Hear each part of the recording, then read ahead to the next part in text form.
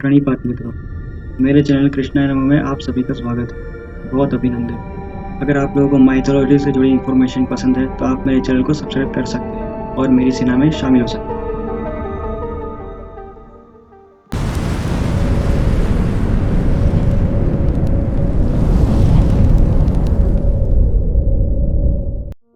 महाबली, महापराक्रमी और परम प्रतापी कंस की दिग्विजय का ये तीसरा भाग है। अगर आप लोगों ने इस सीरीज़ के पहले 2 भाग नहीं देखे तो आप प्लीज़ उन्हें जाके देख लीजिए, उसके बाद ही इस वीडियो को देखिए। पिछले भाग में हमने जाना था कि दैत्यराज कंस अपनी दिग्विजय करता करता मल्लिच देशों की तरफ गया था, जहाँ का राजा था कालियवन। जब कालियवन को नारद जी से पता चला कि कंस दिग्विजय करता करता उसी के राज्य की तरफ आ रहा है, तो वो अपने विशाल सेना के साथ कंस पे धावा करने चल पड़ा। उसने हाथ में गदा ले रखी थी, उसकी दाढ़ी और मूंछ का रंग लाल था। उन दोनों के आमने सामने आते ही वे दोनों भिड़ गए आपस में। कुछ ही देर में उन दोनों में भयंकर गदा युद्ध होने लगा। उन दोनों की गदा उसे चिंगारियाँ निकल रही थी और आखिर में उन दोनों की गदा आपस में परस्पर टकराकर चूर चूर हो गई। फिर तो दैत्यराज कंस ने कालियवन को उठा के पटक दिया और वापस से उसे उठाकर धरती पे दूसरी बार दे मारा। इस तरह से तो वो अधमरी हालत में हो गया और वो भी कंस से पराजित हो गया। ये देख उसकी सेना यानी कि कालियवन की मल्लिच सेना कंस पर बाणों की वर्षा करने लगी, परंतु कंस ने अपनी गदा के द्वारा उन सभी का कचूमर निकाल डाला। फिर तो कंस के भय से पूरी की पूरी मल्लिचों की सेना वहाँ से भाग खड़ी हुई, परंतु कंस ने उन्हें भागते हुए रोका नहीं। कालियवन को पराजित करके कंस सम्रामगढ़ में जोर से गर्जना करने लगा। कंस का कद ऊंचा था, कंधे चौड़े थे, भुजाएं विशाल थी और उसका वक्षस्थल महल के किवाड़ों की तरह विशाल था। दोनों जांघें खंभों की तरह थी। सिर के बाल बड़े बड़े थे, मस्तक पर मुकुट, कानों में कुंडल। उसकी उंगलियों में काले रंग का कपड़ा सुशोभित था। गले में कमलों की माला थी। उसके नेत्र कमलों के समान थे और वह प्रलय काल की अग्नि के समान तेजस्वी जान पड़ता था। तथा वह खड़ग, तुनीर, कवच धारण करने वाला, वे महाधनुर्धर और गदा युद्ध करने वाला अमय तेजस्वी आत्मबल से संपन्न कंस बाद में देवताओं की नगरी यानी कि अमरावतीपुरी पर जा चढ़ा। कंस अपने बाकी असुरों मित्रों के साथ जैसे कि चारु, मुष्टिक, शल, तोशल, द्विविद, वत्सासुर, अघासुर, धेनुकासुर, व्योमासुर, प्रलंबासुर, भौमासुर, बाणासुर, केशी, तृणावत आदि और भी असुरों के साथ देवताओं की नगरी अमरावतीपुरी पर आक्रमण करने गया। पहले तो उसने पूरी नगरी को चारों तरफ से घेर लिया। ये पता चलने पर देवताओं के राजा इंद्र ने रोषपूर्वक अपनी देवताओं की सेना लेकर कंस पे धावा करने गए। फिर तो उन दोनों ही दल में बड़ा ही भयंकर और रोमांचकारी तोमूल युद्ध होने लगा। चारों तरफ चमकीले हथियार और बाणों की बौछार होने लगी। इतने में ही देवताओं के राजा इंद्र ने अपना तेजस्वी हथियार वज्र कंस की तरफ फेंका। उसके प्रत्युत्तर में कंस ने अपना एक शस्त्र मुदगर उसकी तरफ चलाया और वज्र से टकराते ही उसकी जो नुकीली धार थी वो टूट गई और परस्पर रणभूमि में गिर गई।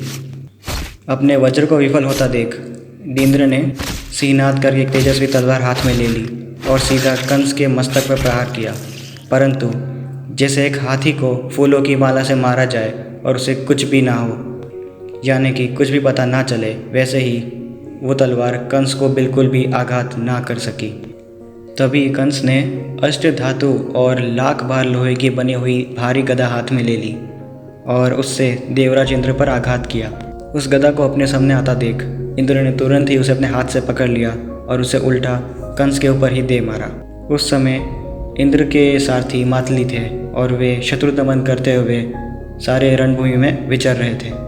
तभी कंस ने परीध नामक एक शस्त्र देवेंद्र के ऊपर चलाया जो सीधा उनके कंधे पे जा लगी और उसकी चोट से देवेंद्र क्षण भर के लिए मूर्छित हो गए।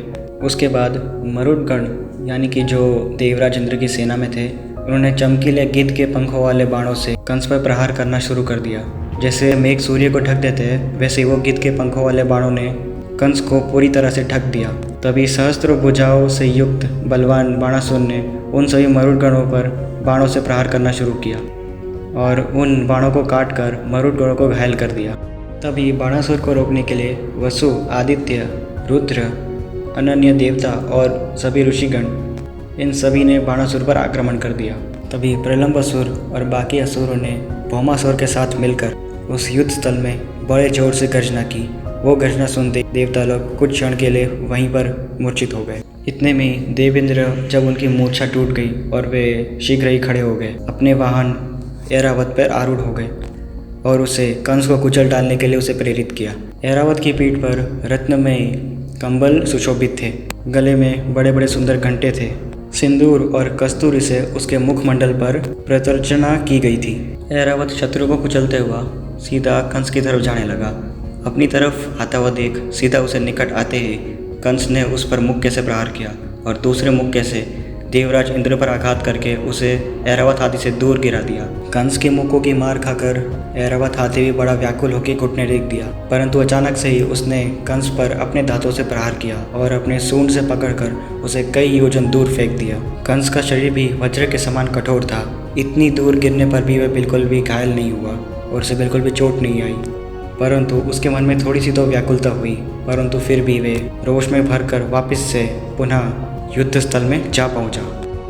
फिर कंस ने तो पहले ऐरावत को धराशायी कर दिया, उसके बाद उसकी सूंड को मरोड़कर उसके दोनों दांतों को चूर चूर कर डाला। इस तरह ऐरावत हाथी तो फिर युद्ध स्थल से भाग खड़ा हुआ। सभी वीर को पराजित करते करते वे सीधा देवताओं की नगरी अमरावती पर जा घुसा। फिर कंस अपने वैष्णव धनुष से बाणों की वर्षा करता और बारंबार टंकार करते हुए देवताओं को आच्छादित करने लगा। कंस की मार से देवताओं लोग के होश उड़ गए और वे चारों दिशाओं में भागने लगे। कुछ देवताओं ने अपनी शिखाएं खोल दी और कंस से इस प्रकार कहने लगे, हम डरे हुए हैं, हमें ना मारो। कुछ देवता कंस के सम्मुख खड़े होने का साहस भी ना जुटा सके। कुछ लोगों ने शस्त्र त्याग दिए और कुछ नतमस्तक और हाथ जोड़कर उसके सामने प्रार्थना करने लगे, बिल्कुल दिन की भांति। इस तरह देवताओं को भागा हुआ देख वहाँ का छत्रयुक्त सिंहासन लेकर कंस अपने सभी दैत्यों के साथ अपनी राजधानी मथुरा को लौट आया।